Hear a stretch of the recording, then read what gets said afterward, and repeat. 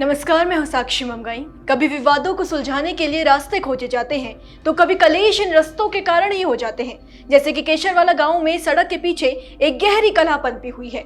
सड़क की ये झड़प खास इसलिए है क्योंकि इनमें जो पाले बटे हैं उनमें एक तरफ सेना है और दूसरे पक्ष में गाँव वाले खड़े हैं। ये गांव वो है जिसे आश्वासन की कोरी बातें इतना थका गई हैं कि इनमें रहने वालों की आंखें सड़क के इंतजार में पथरा गई हैं। बूढ़ी हो गई है ये पूछते पूछते यहाँ के लोगों की जवानी कि आखिर मेरे गांव सड़क कब आएगी। ये रिपोर्ट देखिए।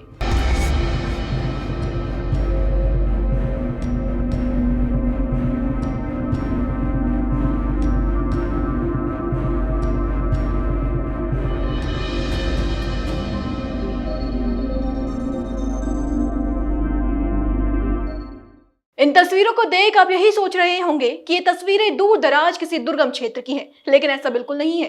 ये तस्वीरें हैं उत्तराखंड की अस्थायी राजधानी देहरादून की, जहां से पूरी सरकार चलती है। ये तस्वीरें हैं देहरादून से मात्र 7 किलोमीटर दूर स्थित केशरवाला गांव की। ये तस्वीरें हैं उस गांव की जहां से अंतर्राष्ट्रीय क्रिकेट स्टेडियम की दूरी मात्र 1 किलोमीटर है।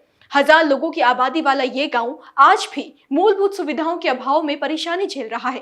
सड़क का इंतजार करते करते इस गांव के कुछ लोगों की आंखें बूढ़ी हो गई हैं, तो कुछ लोगों ने इंतजार के इंतहा में गांव ही छोड़ दिया। लोगों ने सिस्टम के दरवाजों को भी खटखटाया, लेकिन कहीं से भी ग्रामवासियों को मदद नहीं मिली। जब गांव वाले बिल्कुल परेशान हो गए तो कई बार उन्होंने चुनाव बहिष्कार की चेतावनी तक दे डाली। 2022 के विधानसभा चुनाव में जब गांव वालों ने चुनाव बहिष्कार की चेतावनी दी तो गृह मंत्री अमित शाह के द्वारा लोगों को आश्वासन दिया गया। एक केसरवाला रोड को बनाने के लिए रक्षा मंत्रालय से अनुमति मिला। अब भाई गांव चुनाव लड़ रहा है, मैं ना कैसे बोलूं। मैंने उसको कह दिया चुनाव समाप्त होते ही तेरे रोड का काम हम चालू कर देंगे। मित्रों, भारतीय जनता पार्टी की मोदी सरकार ने इंफ्रास्ट्रक्चर के लिए ढेर सारे काम करे। इसके बाद गांव वालों ने मतदान में बढ़ चढ़कर हिस्सा लिया और भाजपा की सरकार भी बनी, लेकिन लोगों की समस्या आज भी जस की तस है। और इस बार तंग आकर गांव वासियों ने हाल ही में हुए निकाय चुनाव में वोट का बहिष्कार ही कर दिया। अब इस पर ग्रामीणों का क्या कहना है, ये भी सुनिए। कि मुख्य समस्या हमारी है सड़क की। आज़ादी के 75 साल हो चुके हैं, लेकिन यहाँ पर सड़क के नाम पे कोई साधन नहीं है। हमारा गांव के लोग यहाँ से पलायन कर रहे हैं। गांव जो है शहर से, राजधानी से 7 किलोमीटर दूर है और रायपुर से जहाँ की राष्ट्रीय स्टेडियम है वहाँ से 1.5 किलोमीटर की दूरी पर है। आज तक यहाँ पर सड़क का कोई सरकार वो नहीं ले रही है। हम बराबर बरसों से लगातार लड़ाई कर रहे हैं। आरटीआई के माध्यम से, सरकार के माध्यम से हमने कोशिश की सीएम से मिलने की, लेकिन हमें आज तक टाइम नहीं दिया गया। यहाँ पर जो विधायक वगैरह हैं वो हमारी सुनते नहीं हैं। कई बार प्रशासन से बात की गई। प्रशासन का क्या है कि अधिकारी ये सोचता है कि मैं तो 3 साल रहूँगा, मुझे क्या ज़रूरत है वो लेने की। उसको अपनी प्रमोशन की और ट्रांसफ़र का पड़ा रहता है और वो सुनता नहीं। हम डीएम के पास जाते हैं, एप्लीकेशन देते हैं, वो एसडीएम को रेफ़र कर देते हैं। एसडीएम जो है उससे तहसीलदार को रेफ़र कर देते हैं। तहसीलदार पटवारी को भेज देते हैं। अब आप लोगों को पता है पटवारी तो इतना कॉम्पिटेंट होता नहीं है। फौज के अधिकारी आते भी थे तो उनके साथ वो बात नहीं कर सकता, कोई सामना नहीं कर सकता और वो बात फिर फाइल में दबी रह जाती। गांव में और भी समस्याएं हैं, लेकिन वो तो लोकल स्तर की हैं, वो तो लोकल स्तर पे सुलझाई जा सकती। पर मेन समस्या यही है कि जो यहाँ पर सड़क नहीं है। गांव के लोग यहाँ से पलायन कर रहे हैं अपने बच्चों की पढ़ाई के लिए और अन्य कामों के लिए। परेशानी तो बहुत है भैया, पर ये मेन तो सबसे पहले है कि अब बरसात का मौसम शुरू होने वाला है। उस टाइम पे मतलब 3-4 महीने तो ऐसे हैं लगातार कि हमें एक आदमी गाड़ी लेके जाता है और दूसरा बच्चा गोदी में लेके जाना पड़ता है मेन रोड तक। अब ये है कि सब मेन ये रोड की बस समस्या, और कुछ नगर निगम में डाल दिया। गाय के लिए उठा के लेके जा रहे गाय नगर निगम वाले। हमारे तो यही हुआ है कि गाँव में तो गायों का पालन करना, वो करना, बस घास लाना, हर चीज़ में टैक्स कि इसमें रोड टैक्स, अलाना टैक्स नगर निगम में डाल के। कारण क्या है, रोड तो है ही नहीं, रोड टैक्स उधर स्थानीय लोगों का ये भी कहना है कि जब भी वो कुछ निर्माण वहां पर करते हैं तो सेना उन्हें कोई भी निर्माण करने से रोक देती है और सेना के द्वारा कहा जाता है कि ये जमीन सेना की है, यहाँ पर कोई निर्माण कार्य नहीं हो सकता।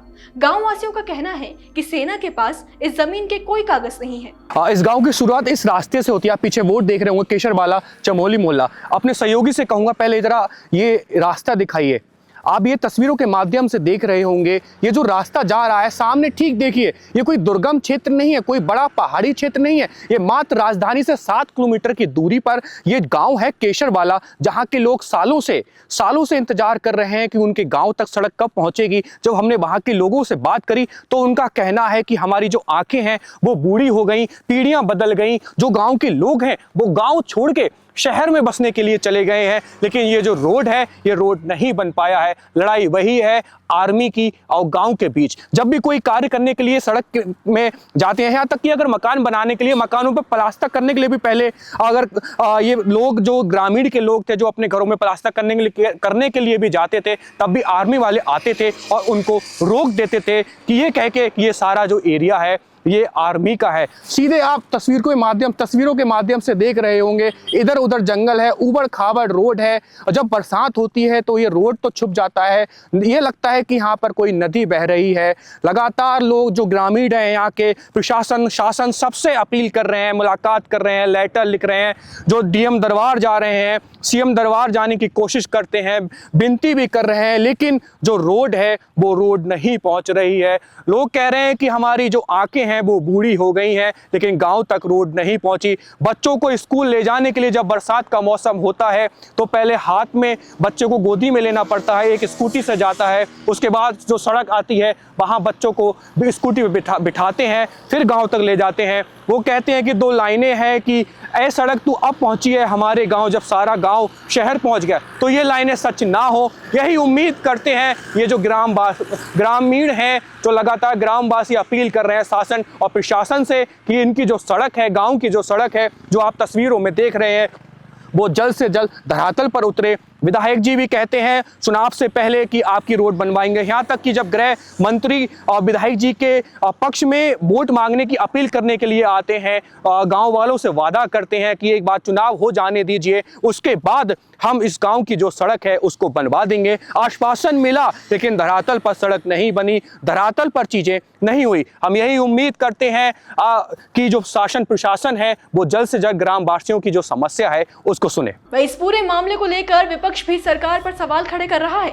कांग्रेस प्रदेश अध्यक्ष करण महारा ने कहा कि भाजपा झूठे सपने और झूठे वादे ही करती है। देखिए, केसरवाला जो रायवाला का क्षेत्र है, इसमें काफ़ी लंबे समय से सड़क की मांग थी और मुझे याद है हमारे 2022 के चुनाव से पहले जब अमित शाह ने यहाँ रैली की थी, उन्होंने वादा किया था वहाँ के लोगों से कि आप काऊ को जिता के लाएं और हम आपकी सड़क बना देंगे। लोग अभी भी परेशान हैं।